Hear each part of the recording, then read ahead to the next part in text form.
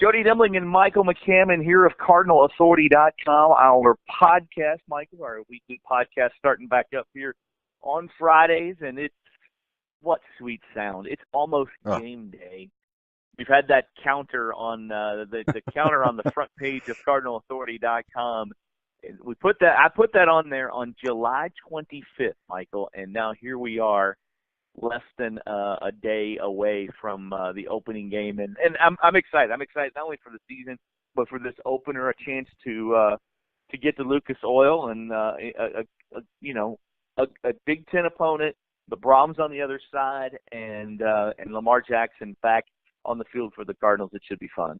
Yeah, obviously multiple storylines, as you mentioned. You got the former Cardinals and Jeff Brom and his staff. And pretty much almost his entire staff has Louisville connections, many of them working on the Louisville staff, many of them under Petrino during his first tenure with Kevin Woldhausen, Nick Holt. Obviously, he's got the quarterback coach in Brian Brom, who's certainly played while Jeff was an assistant here. So a lot of storylines, but the biggest one of them all is the return of the reigning Heisman Trophy winner. And I think because of the rebuilding job that Jeff Brom has up at West Lafayette, he's going to get them better, but not in game one and not against Louisville, his former school, or against the Heisman Trophy winner from last year. I think Lamar comes out and has a type of game that gets him talking about the Heisman Trophy in 2017. Yeah, let's start with Lamar because I think that's one thing. We'll talk a little bit about Purdue and what to expect in a minute, but let's start with Lamar because I think we would be crazy to think, and look, Lamar has said he doesn't listen to any of the talk. He's not worried about all that kind of stuff. But I think Jalen Smith kind of said the other night his teammates have, and it would be crazy to think that Lamar doesn't think about it at all because he's on social media all the time. He reads all that stuff. He knows all of it, and I think the doubters and the skeptics have really, truly motivated Lamar Jackson headed into this season. And to be honest with you, I think he was motivated enough, but I think it's just ticked him off a little bit. And I expect him to come out and, he was going to give it his all anyway. But I think you'll see a little extra bounce in his step because he knows people doubt the fact that he should. They doubt that he should have been the Heisman Trophy winner. Some people out there, and I think it makes him mad. Yeah, I do too. I think his quote was something along the lines, "I don't pay any attention to it, but it motivates me." So clearly it's, whether he's reading or not, it's getting through to him. And if you listen to what Bobby Petrino was talking about with Lamar Jackson, during his game week press conference last Monday, he was talking about how Lamar Jackson really doesn't seem like a Heisman Trophy winner, that he's one of the guys that works the hardest, if not the hardest at practice, that is really his motivation to outwork everybody on the practice field.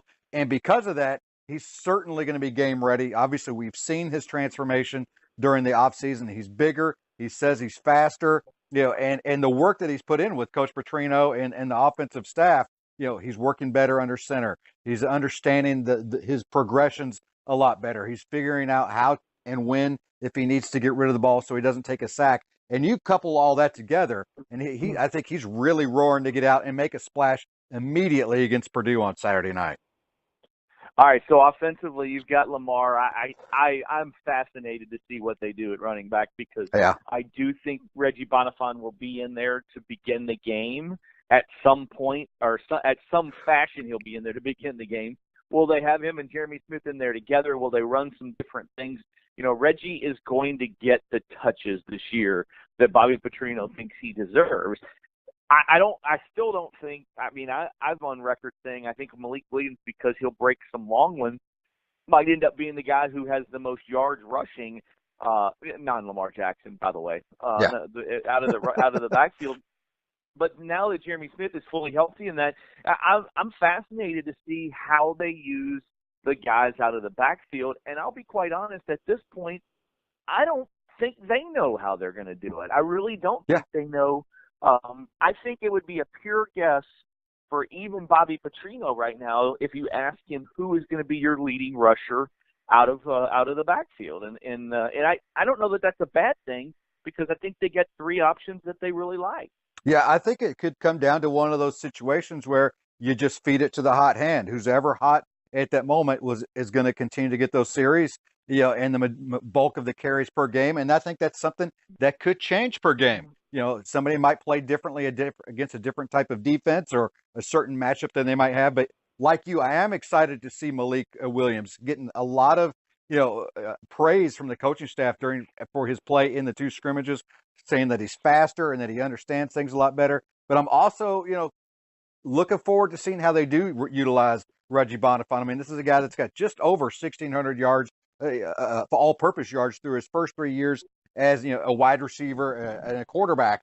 Certainly, he's got an opportunity to make those a lot bigger this year as a running back. And his ability to catch the ball out of the backfield as well makes him a really dangerous threat as there, because that's something that Bobby Petrino really wants to bring back into his offense. And it sounds like they're really making a concerted effort to do so. And if they're able to accomplish that, then it certainly, as he says, open things up a lot more for his offense.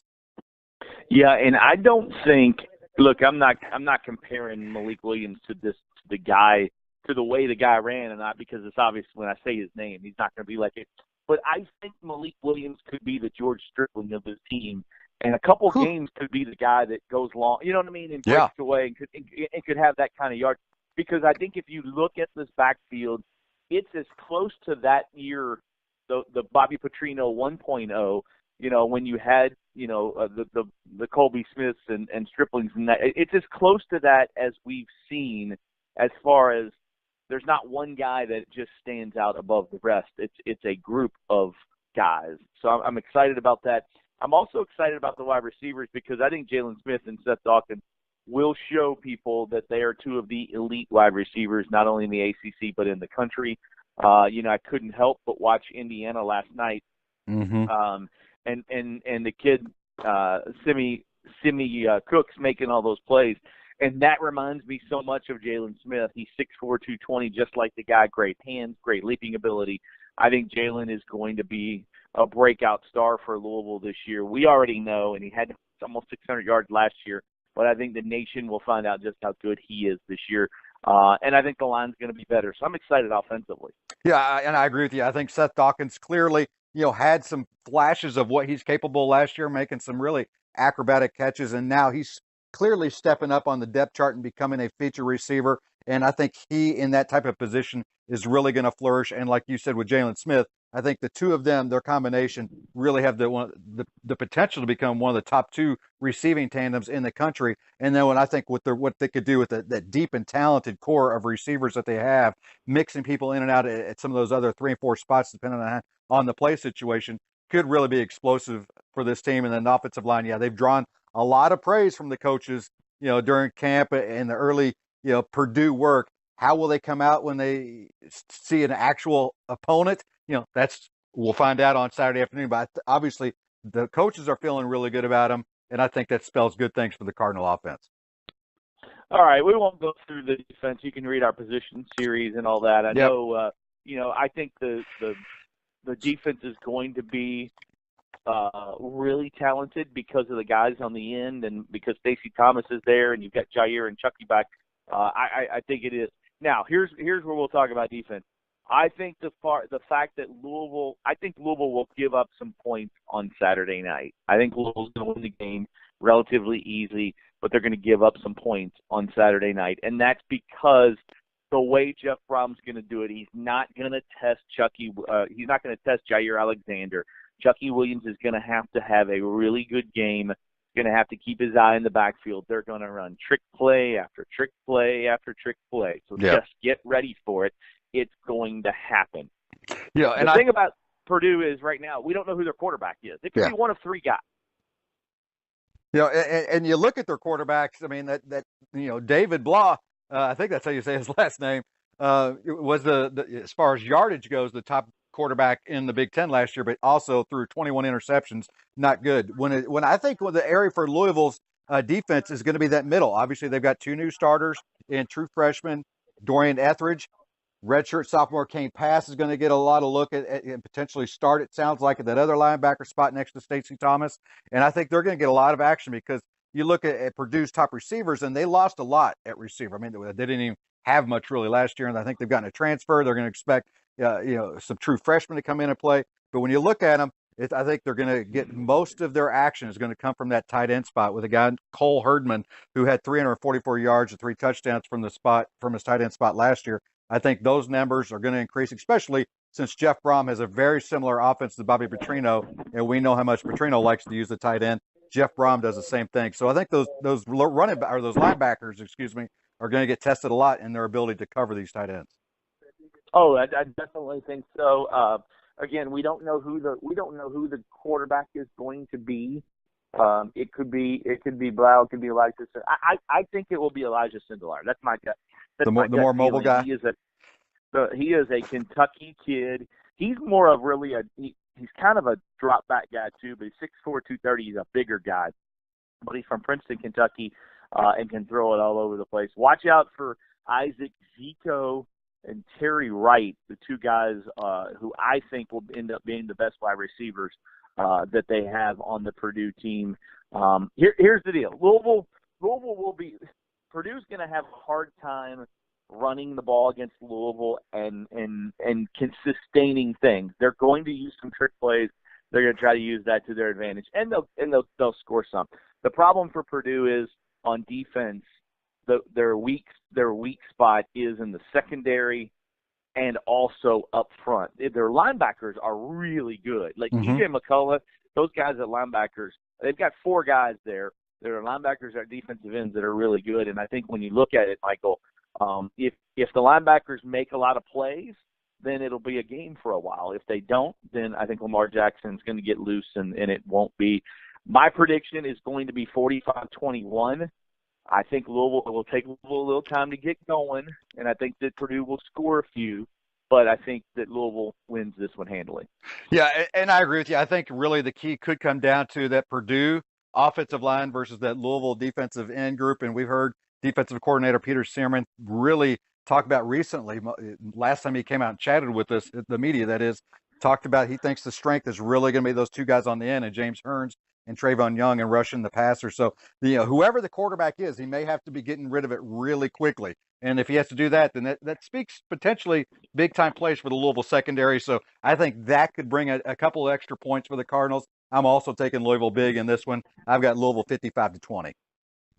All right, speaking of getting rid of it quickly, we're going to get rid of this quickly because we've got plenty more to do. But before we do it, a little basketball note. Moses Brown, by the time we post this, he should be in town. Expected to be around noon, between noon and 1 on Friday. He will be here through Sunday.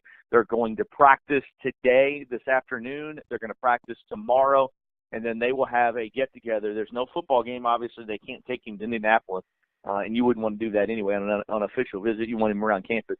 So from what I understand, they're going to have a big party at Rick Pitino's house, a game watch party at Rick Pitino's house to watch it.